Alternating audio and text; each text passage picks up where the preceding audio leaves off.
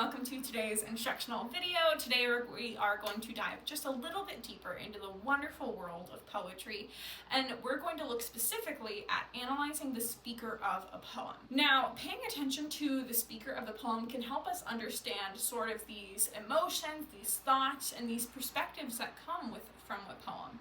It's almost like stepping into the shoes of the person who talks to us, the readers, and by the end of this lesson, hopefully you'll be able to confidently identify and analyze the speaker so that you can unlock that deeper meaning behind the poem. Now, when I'm talking about the speaker of a poem, I'm not necessarily talking about the poet. I am talking about the voice that is talking to us, the readers, in the poem. It's not always necessarily the poet, and in fact, I would actually prefer that you assume it's not the poet. Sometimes you can write about things that aren't part of your life experience, and poets do this a lot. As long as it makes you feel something and you want to think about it and write about it, you can write it.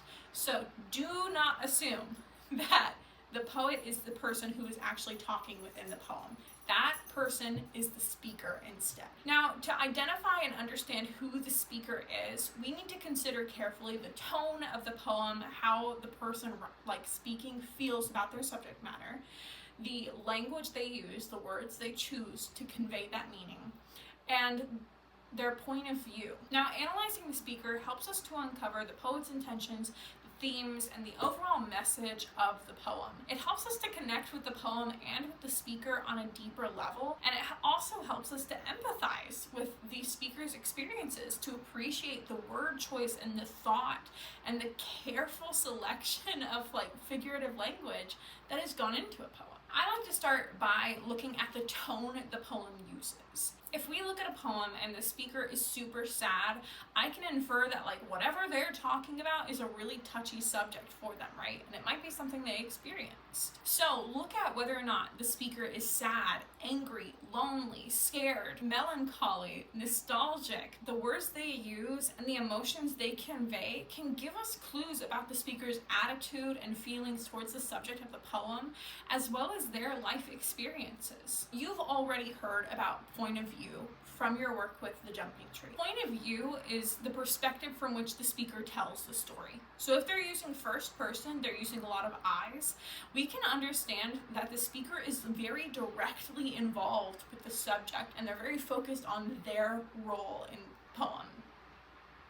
Now, if it's third person, the speaker is sort of observing from a distance. There's a little bit of space between what we're talking about and where the speaker is. That point of view can affect how we interpret the poem and how we understand the speaker's relationship to the subject. Now, I have a poem for you to give you a more concrete example of how I would go through and understand the speaker of the poem, but I want you to think first about the tone of the poem and the emotions the speaker is experiencing.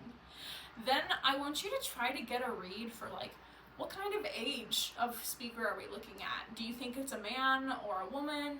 And then what other personality characteristics can you kind of nail down based off of the words they choose, the tone of the poem, and the things that they say? This is The Road Not Taken by Robert Frost. Two roads diverged in a yellow wood, and sorry I could not travel both and be one traveler. Long I stood and looked down one as far as I could to where it bent in the undergrowth. Then took the other, just as fair, and having perhaps the better claim, because it was grassy and wanted wear, though as for that the passing there had worn them really about the same. And both that morning equally lay in leaves no step had trodden black.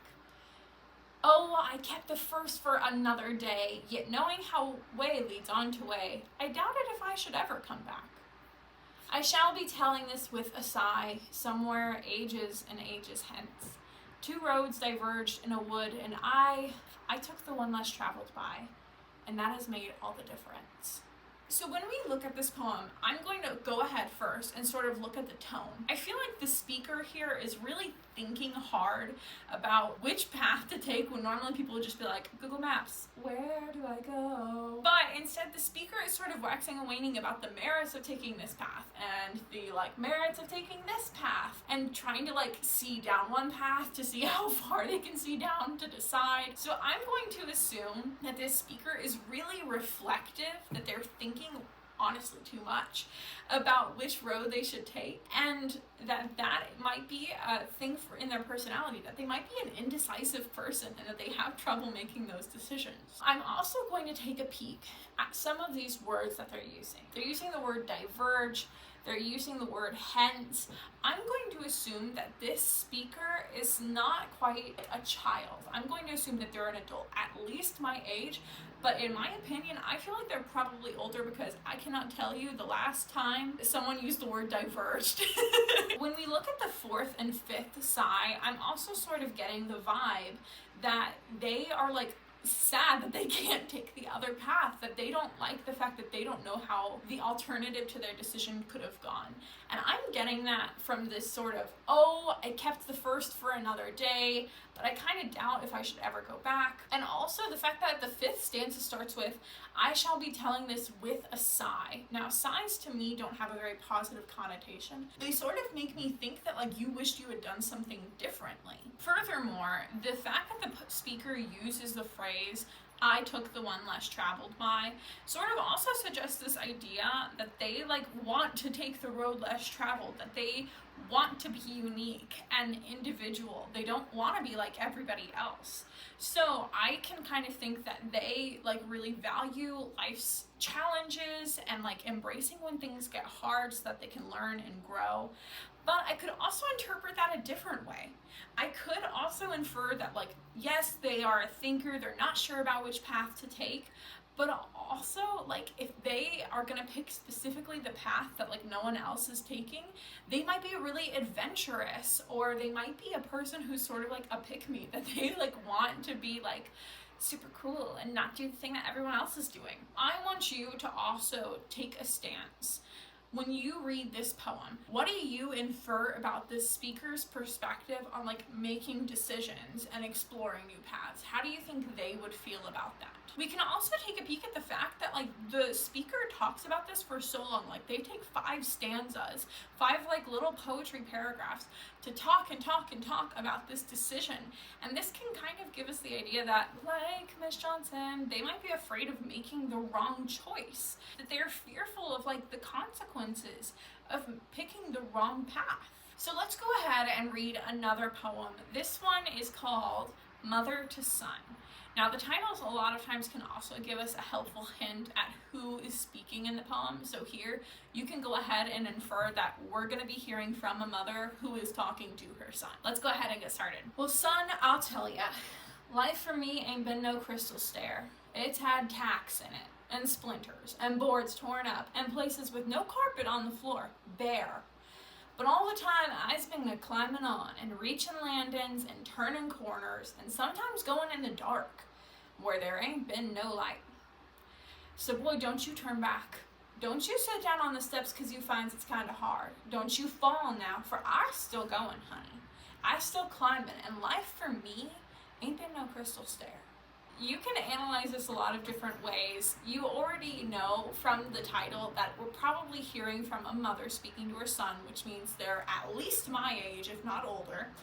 But based off of the dialect, sort of that like accent that we can hear in the words with the I's and the you finds, that sort of like grammatically incorrect way of speaking, to me they honestly kind of sound like they're older than me. So I'm assuming that I'm looking at like a middle-aged, maybe older mom who's talking to her son, and based off of the content of the poem, I don't think her life has been too easy. As she says, it ain't been no crystal stair. This poem is also like a beautiful example of why you should not assume that the poet is the person talking to us in the poem, because we know it's a mother, she's probably older, she's had a hard life. The poet at the time was a young man named Langston Hughes. He probably has never been a mother. So make sure if you take anything away from this video, make sure that you are looking at who the person talking to you is, because it is not always the poet, and I don't want you to ever assume that it is. Make sure that when you get Life Doesn't Frighten Me, that poem by Maya Angelou, make sure you're looking at the speaker carefully, right? How old are they? Who are they? What do they care about? Are they like super closely tied to the piece? Are they someone who is sort of viewing this from a distance? What is going on? Who are they? How old are they? Are they a boy? Are they a girl? What is going on? That concludes today's lesson on the speaker within poetry. You can go ahead and move on, and I'll see you in the next video.